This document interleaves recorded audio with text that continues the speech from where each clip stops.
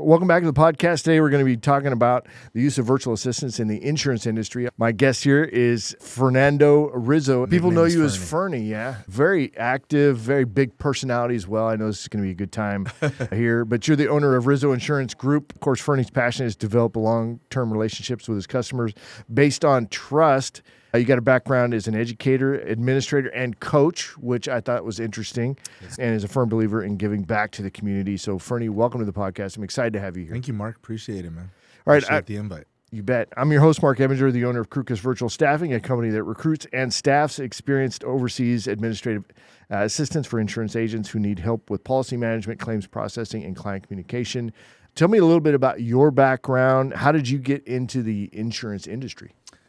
That's very interesting. Go back to early 2010s, 11s, 2012. I made the move. I was in school. I was an educator for 10 years, school administrator for 3, and I got recruited by a certain captive company on LinkedIn. So must have been a headhunter search for me. And I started looking into it, and I still remember the conversation in the car with my wife when it popped up on my LinkedIn, and she said, "You sell insurance?"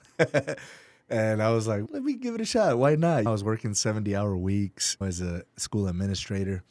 Have a passion for that. I have my master's degree in educational administration.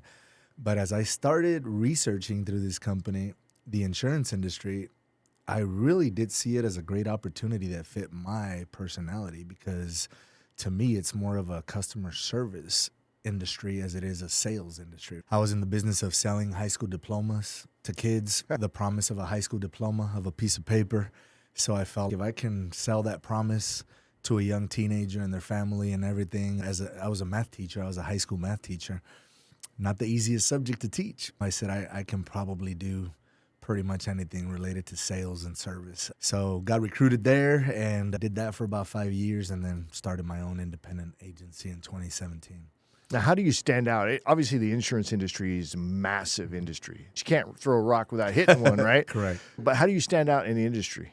Great question, man. We have a team of 8. We have 3 other producers besides me. So we're independent, first of all, which means we contract with the majority of carriers across the country to provide anything from renter's insurance to auto, home, live health, all the way up to commercial business. And I think what I have found throughout the last 7 years, going on 8, is people appreciate the options we're able to give them. Now, having been a former captive, quote unquote, agent, meaning I worked for one company, sold one proprietary product, did things one way, I really learned how to provide quality service, which 99 to 1,000% of clients appreciate, with providing them options, right? So I'm not shoving one price down their throat. I'm not shoving one carrier down their throat.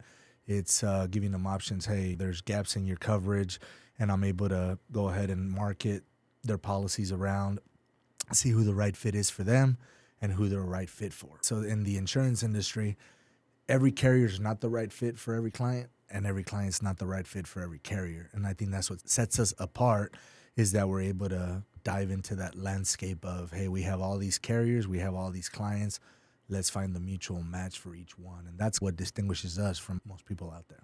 And you mentioned customer service. That's finding the right carrier is an aspect of customer service.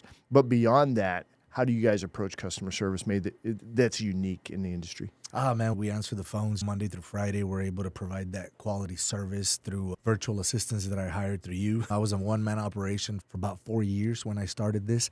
And when I left the captive world, my wife was like, "You're doing what at almost age 40? And I was like, let me try this. Let me venture out on my own, go independent, and bought into a franchise, independent franchise, which is more of an aggregator, contracts with multiple national companies. But the customer service is we are a broker, but I don't consider myself a broker because we're an agent, right? We're an agency where customers can call to get help with their policy, make payments. If a customer has a problem with a claim, we're able to guide them through that process, talk to the adjusters, escalate the situation if we need to. So we actually have a contractual relationship with each one of our carriers. So it's not like we're just putting them on with a carrier and falling off the face of the earth and telling them, hey, call this 1-800 number. Some of it is going to be that you file a claim through the carrier, but we are the intermediary between the client and the carrier, which clients appreciate because they have somebody knowledgeable and personable to relate to instead of just a 1-800 toll-free number out there. So our agency provides that service Monday through Friday on a day-to-day basis. And the virtual assistants you assisted us with are, the 3 young lady rock stars that are able to help with that, on a daily basis. So as an insurance agent, what are the tasks that really you have to focus on? And then the rest of it, of course, we'll get into as far as what your team's executing on. But what are the primary tasks that an insurance agent, a licensed insurance agent, has to focus on that they really can't delegate? Correct. So as a licensed agent, we have to be the one to sell the policy, go over the coverage, right? Educate the customers on the coverage. Rizo, obviously, is my last name. Everybody knows that. But it does stand for relate. We like to relate with our customers. So the R is for relate. Being a consumer, a current consumer in the insurance market ourselves, we relate to them, right? When rates go up and claims are hard and times are hard as they are now.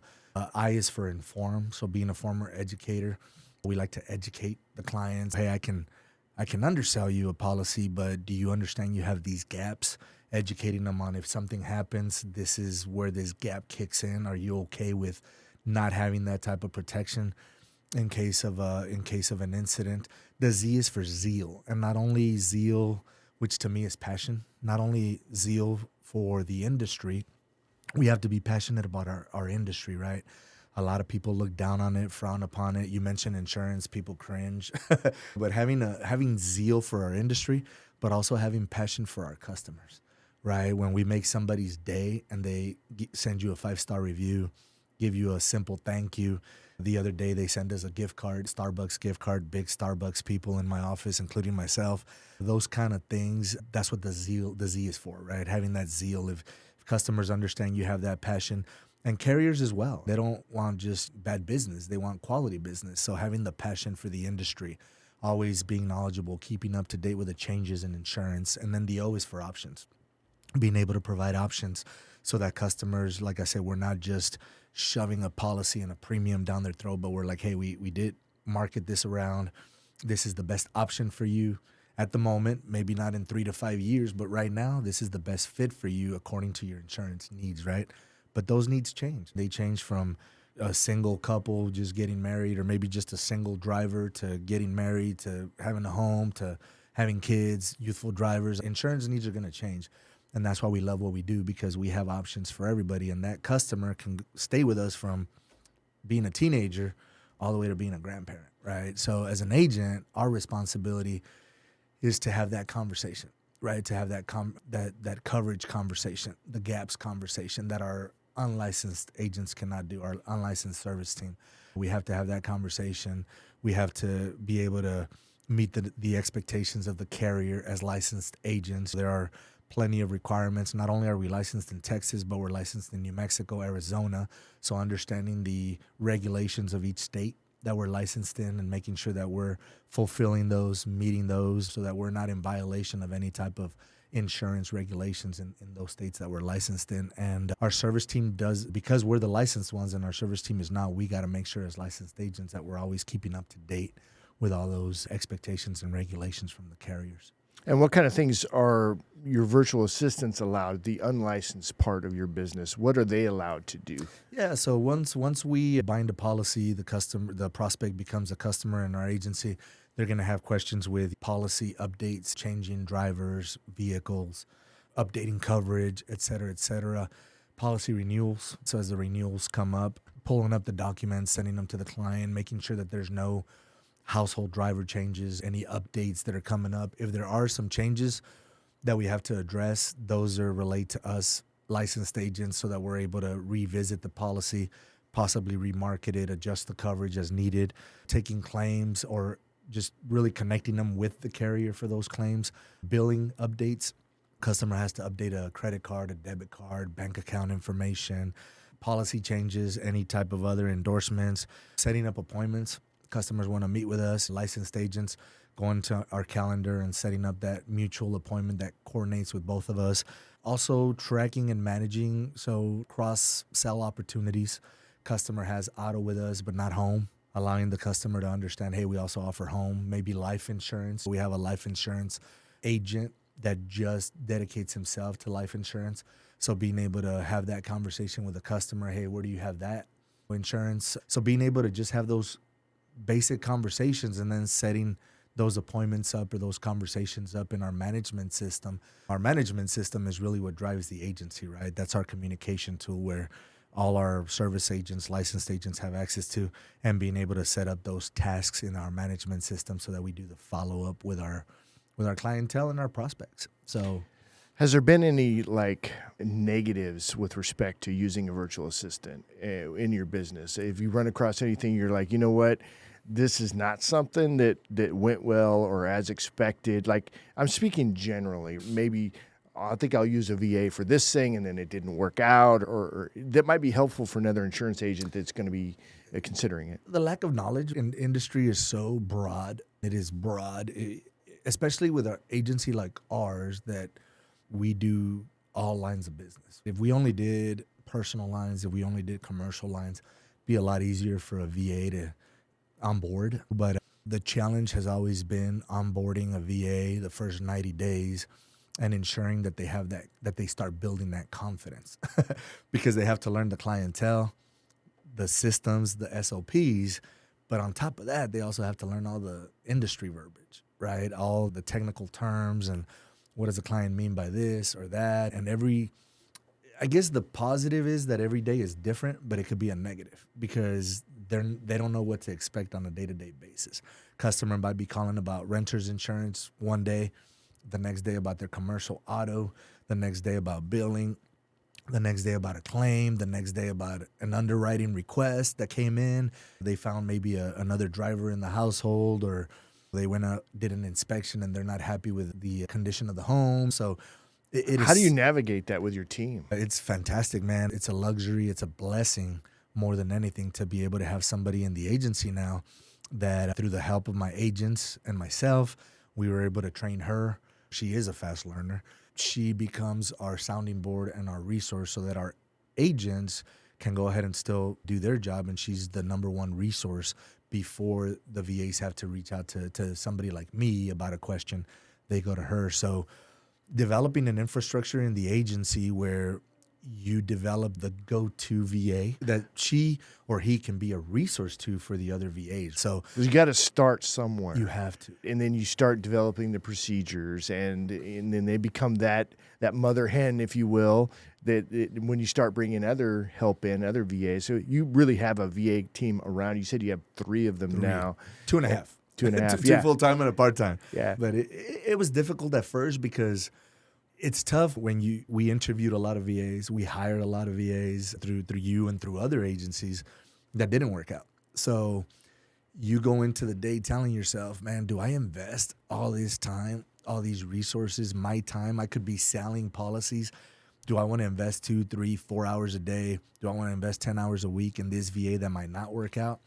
You can't have that mindset, right? You cannot have that mindset because if you go in with a negative mindset, you're always going to be training and training and training. But if you have faith, and I'm a big man of faith, and have the faith that, hey, I'm going to invest my time and resources and really pray and hope and wish. And just if I train this person to be a mini-me, per se, I can develop them to be a manager, to be the resource. And now they're a team of 3 that just bounces ideas off each other, conflicts off each other. They come up with solutions between each other. And obviously, I'm always available on that text group and always seeing what they're communicating so that if I do have to intervene, it's something that they need a licensed agent to, I'm readily available, right? But I don't have to be sitting at my desk and training and doing all that because they're training each other. And you just start developing that virtual assistant team and having the confidence that they're going to work well with each other. And if you're going to be a business owner, you have to be able to build a team, right? Correct. You chose to build a virtual assistant team, right? Why did you go that route? The most obvious answer to me is it's because it's more affordable, right? But let me ask you, why did you choose to go that route, and then how's it going? It is more affordable, right? It does, as a business owner, come down to that. It really comes down to the budget and being able to balance the numbers and stuff like that. And all 3 of my virtual assistants are fully bilingual in Spanish. So to me, that was a non-negotiable, right? Our book of business, we have a very big clientele that's Spanish speaking. So to me, it was a non-negotiable to have a bilingual Spanish speaker.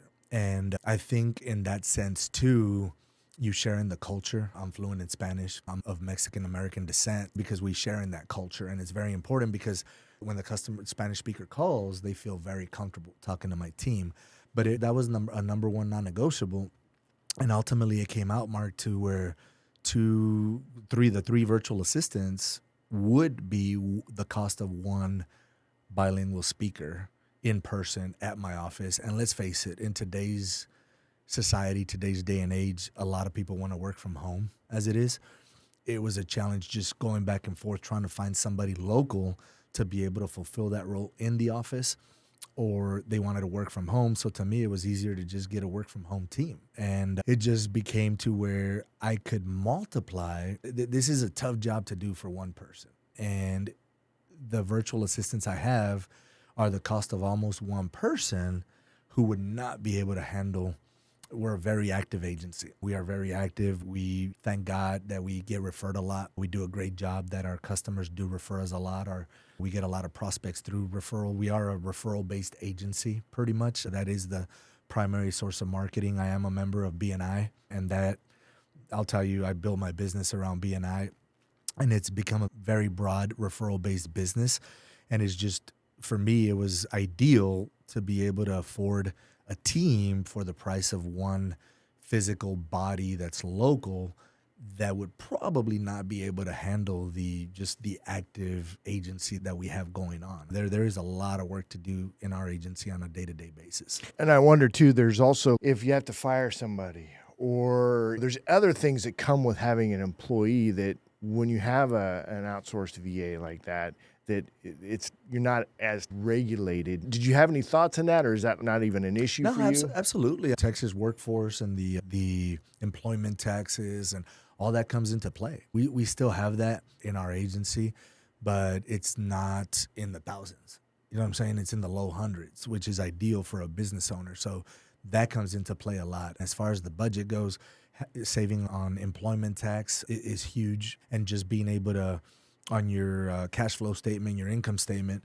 being able to take that deduction as a VA expense, paying a VA service, as opposed to employment taxes, employment income tax, all the costs that go into hiring W-2 employees, that matters a lot at the end of the day, because that cash flow can go to other things in the budget, such as marketing, such as sponsorships and more employees. You're getting 3. That's a lot more customer service you're able to execute on, as opposed to just having one. Correct. You know what I mean? For the same dollar. And through the feedback of them, they're a great source of feedback as to, hey, we need another part-timer. And I'll be reaching out to you here in the next several months, because we're probably going to need another part-time VA. And it's something, as a business owner, you're like, man, do I really want to make that expense? It's not an expense, right? It's an investment, because the more you invest, the more your business is going to grow, because you have more people available to service the clients. And to me, that's the importance, right?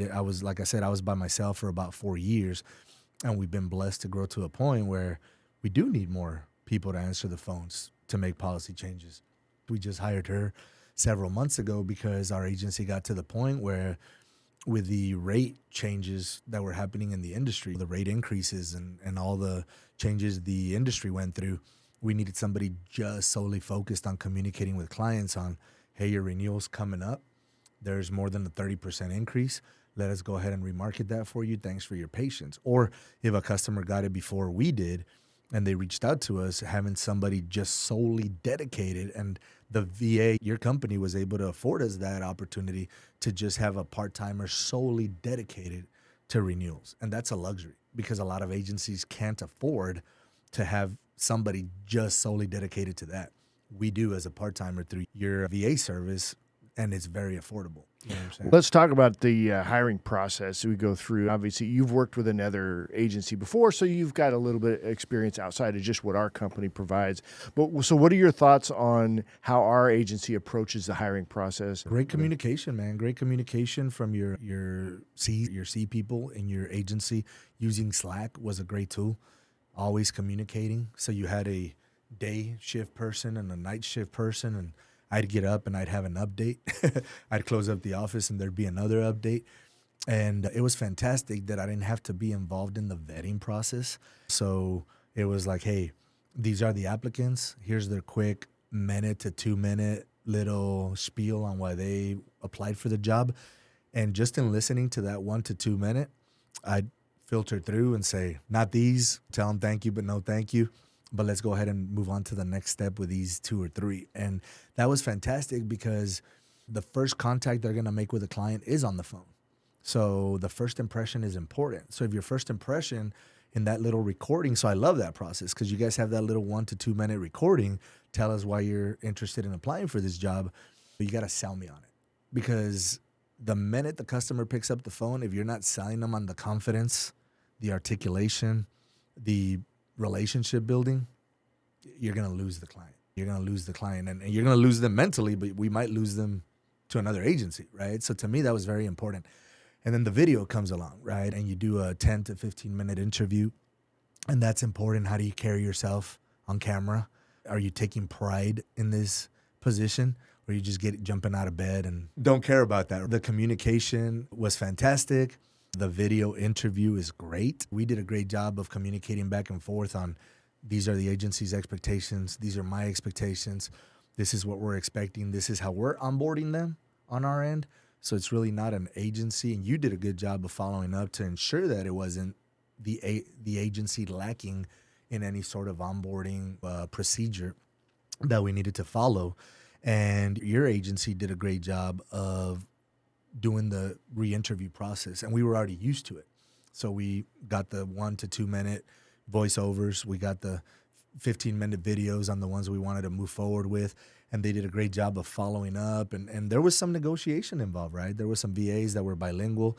So being able to negotiate back and forth, and your team did a great job of, hey, we might need to increase it to this salary as opposed to this salary. And I had to understand that. It wasn't what we agreed upon, but there's a value in that, right? They become commodities at that point because... And they know it. And but we don't charge anymore on our side. We're like, hey, they're asking for this, and they know that they're, like you said, they're valuable. They'll do that sometimes. Yeah, I've seen it more out of Latin America than I have out of the Philippines. And that's where all 3 of mine are. Yeah. You know what I'm saying? All 3 of mine are from Latin America, and they become a commodity. But I think with me already having used VAs in the past and having used a different service, it becomes one of those things where I can say, yeah, you know what, it is worth to invest a little bit more in these VAs because it's going to be worth it in the long run because I know what they're bringing to the table, you know? Yeah, and that's something that you learn as you go. Trying to race to the bottom on salary is not necessarily a good thing. And what our agency has figured out is that we don't have to overcharge on the admin side Correct. Of our service so that it can allow for a little bit more on the salary side for the VA. And that's really the most important thing is the client, and this is the way our company works. It's the client, it's the VA, then it's the company. Yes. And that's the way it works with the amount of money that's being charged as well. It should be your value, the VA's value, and then the value to the services that we provide. All right, I appreciate that, Fernie. You guys are doing a fantastic job. I think this is a service a lot of people don't know about. The more conversations I have with other agents, that I think the more we promote it, the more we get it out there, and agencies like me continue to be successful, I think agencies like yours can become a premium for people like me, business owners like me. I'm available if anybody wants to reach out for advice, any type of input. Feel free to use me as a resource because your agency has done wonders for mine. And how do people find you anyway out there in the social media world? RizoIsMyAgent.com. Go to our website. There's a book an appointment link on there, and it's tied to my calendar, and they'll be able to see my calendar 2 weeks out. And they can schedule a phone call, a Zoom call, or an in-person appointment. And we'll go ahead and rock and roll. All right. Well, thanks, Fernie. I appreciate you coming in. Appreciate you, Mark. All right. As we wrap up, a quick reminder to check out our latest podcast and catch video version of the show anytime by visiting my website at Crükus.com. That's CRUKUS.com. You guys have a great week. Thanks, Fernie.